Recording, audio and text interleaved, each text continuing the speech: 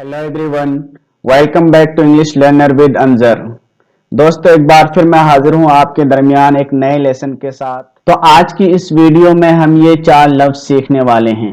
This, that, these, those. This का प्रयोग कब करेंगे, दैट का इस्तेमाल कहां होगा, वो हम जानने वाले हैं। तो देखिए दोस्तों, दिस और दैट के साथ नाउन आता है, यानी दिस और दैट का जो ऑब्जेक्ट बनेगा, जो कॉम्प्लीमेंट बनेगा, वो नाउन होगा। तो अगर वो नाउन जो ऑब्जेक्ट बनने वाला है वो एक है और करीब है तो दिस इस्तेमाल करेंगे। और अगर वो नाउन जो ऑब्जेक्ट या कॉम्प्लीमेंट बनने वाला है वो एक है लेकिन दूर है, तब दैट का इस्तेमाल किया जाएगा। और अगर वो नाउन जो ऑब्जेक्ट बनने वाला है या कॉम्प्लीमेंट बनने वाला है वो एक से ज्यादा है लेकिन करीब है, तब वहां पे हम दीज, ये जो वर्ड है दीज का इस्तेमाल करेंगे। और अगर जो हमारा कॉम्प्लीमेंट बनने वाला नाउन है वो एक से ज्यादा है लेकिन करीब नहीं, दूर है, तब हम दूर के लिए दोज का इस्तेमाल करेंगे। इस स्लाइड के अंदर हम दिस और दैट का इस्तेमाल देखेंगे सेंटेंसेस के अंदर, कि सेंटेंस में दिस और दैट का इस्तेमाल कैसे होता है। तो चलिए शुरू करते हैं आज की वीडियो। अगर आपको ये वीडियो अच्छी लगे, हेल्पफुल लगे तो लाइक शेयर जरूर कर दें, और अगर चैनल पर नए आए हैं तो सब्सक्राइब भी कर दें। मैंने पहले ही कहा कि दिस का इस्तेमाल उस वक्त करते हैं जब कॉम्प्लीमेंट एक हो और करीब हो।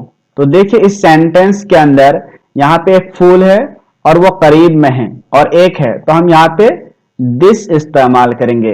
दिस इज अ फ्लावर, ये एक फूल है और ये करीब है। और हमने बताया था कि अगर वो कॉम्प्लीमेंट या ऑब्जेक्ट दूर हो और एक हो तो वहां पे दैट लाते हैं। तो देखिए यहाँ पे example, that is a flower, वो एक फूल है, ये दूर है, तो दूर के लिए हम दैट का इस्तेमाल करेंगे। देखिए ये फ्लावर नहीं है तो यहां से हम नेगेटिव सेंटेंसेस बनाएंगे। अब देखेंगे कि दिस और दैट का इस्तेमाल नेगेटिव सेंटेंसेस के अंदर कैसे होता है।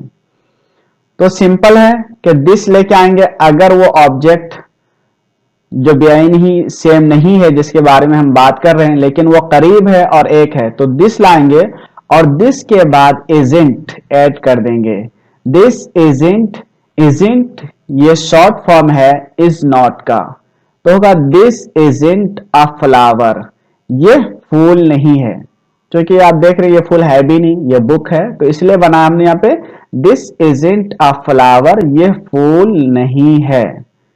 और अगर वो चीज दूर है जिसके बारे में हमको बताना है कि ये फला चीज नहीं है, जैसा कि ये भी फूल नहीं है, बुक है, तो हमने उसके बारे में वहां पे हम दैट इस्तेमाल करेंगे और दैट के बाद इज नॉट इजाफा कर देंगे। इज नॉट का शॉर्ट है isn't, that isn't a flower, वो फूल नहीं है।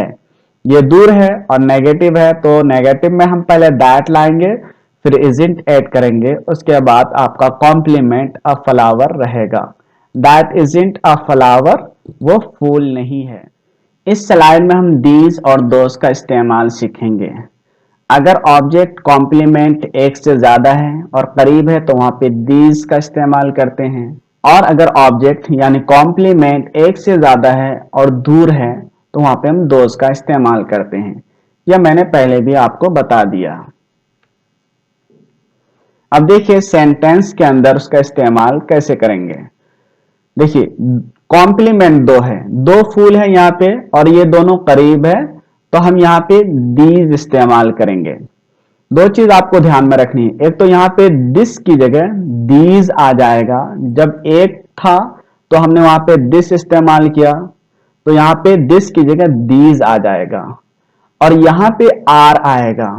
इससे पहले सेंटेंस में हमने इज इस्तेमाल किया कि जहां भी कॉम्प्लीमेंट या ऑब्जेक्ट एक हो तो वहां पे इज आता है, और यहां चूंकि दो है इसलिए आर आएगा। और ये जो फ्लावर है, फ्लावर के आखिर में एस बढ़ा देंगे, इसको हम जमा प्लुरल बना के लाएंगे, फ्लावर्स, फ्लावर नहीं कहेंगे। तो समझ में आ गया यहाँ पे दीज और यहाँ पे इसकी जगह आर आ जाएगा, आर, और फ्लावर के आखिर में जो भी कॉम्प्लीमेंट बनेगा, जो भी नाउन, उसको हम जमा बनाकर लाएंगे, प्लूरल। तो यहाँ पे हम एस बढ़ा देंगे, ये जो एस है इसको बढ़ा देंगे। दीज आर फ्लावर्स, ये फूल हैं। और अगर कॉम्प्लीमेंट दूर है, ऑब्जेक्ट दूर है, तो दीज की जगह दोज इस्तेमाल किया जाएगा।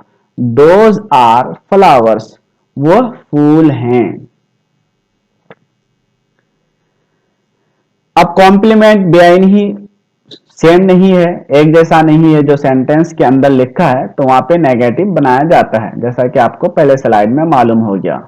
अब देखिए कॉम्प्लीमेंट यहाँ पे दो है, ऑब्जेक्ट में दो चीजें हैं और वो दोनों करीब हैं लेकिन एक जैसा नहीं है, तो हम उसके लिए लाएंगे दीज, और दीज के बाद अरेंट, आर नॉट का शॉर्ट है अरेंट, अरेंट बढ़ा देंगे, बाकी ये सेम रहेगा फ्लावर्स। दीज अरेंट फ्लावर्स, ये फूल नहीं हैं। और अगर कॉम्प्लीमेंट दूर है और दो है, तो इसके लिए दोज लाएंगे और दोज के बाद अरेंट बढ़ा देंगे। दोज अरेंट फ्लावर्स, वो फूल नहीं है। तो ये आपको दीज और दोज का इस्तेमाल समझ में आ गया, दोनों तरह, अफर्मेटिव में भी और नेगेटिव में। नेगेटिव में हम दीज के बाद अरेंट बढ़ा देंगे, ऐसे ही दोज के बाद अरेंट बढ़ा देंगे। ये अरेंट आर नॉट का शॉर्ट है। यहां से हम इंट्रोगेटिव बनाने का तरीका सीखेंगे, यानी सवाल में, क्वेश्चन में दिस, दैट, दीज, दोज का इस्तेमाल कैसे किया जाएगा। तो देखिए सबसे पहले हम दिस के बारे में पढ़ेंगे कि अगर आपका सब्जेक्ट दिस है, यानी कॉम्प्लीमेंट जब एक हो और वहां पे हम दिस का इस्तेमाल करते हैं, तो हम दिस से पहले इस को लेके आएंगे, इस सेंटेंस के शुरू में आ जाएगा, उसके बाद फिर दिस लाएंगे। इज दिस अ फ्लावर, क्या वो एक फूल है, और ये करीब है। और अगर ऑब्जेक्ट दूर हो तो दैट से पहले हम इज लाएंगे, शुरू में, सेंटेंस के शुरू में इज लाएंगे, फिर दैट लेके आएंगे। इज दैट अ फ्लावर, क्या वो एक फूल है। और अगर ऑब्जेक्ट एक से ज्यादा है, दो है या तीन है और करीब है, तो वहां पे हम दीज से पहले आर लेके आएंगे। आर दीज बुक्स, क्या वो किताबें हैं। और अगर ऑब्जेक्ट एक से ज्यादा है लेकिन वो दूर है, तो हम वहां पे दोज से पहले आर लेके आएंगे। आर दोज बुक्स, क्या वो किताबें हैं।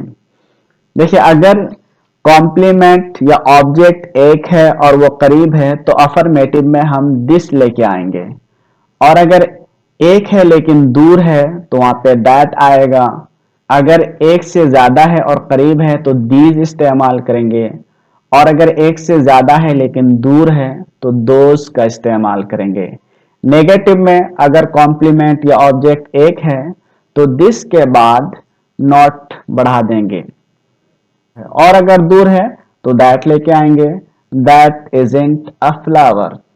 और अगर कॉम्प्लीमेंट या ऑब्जेक्ट एक से ज्यादा है, दो है और करीब है, तो दीज के बाद आर आते ही आर के बाद फिर हम नॉट बढ़ा देंगे।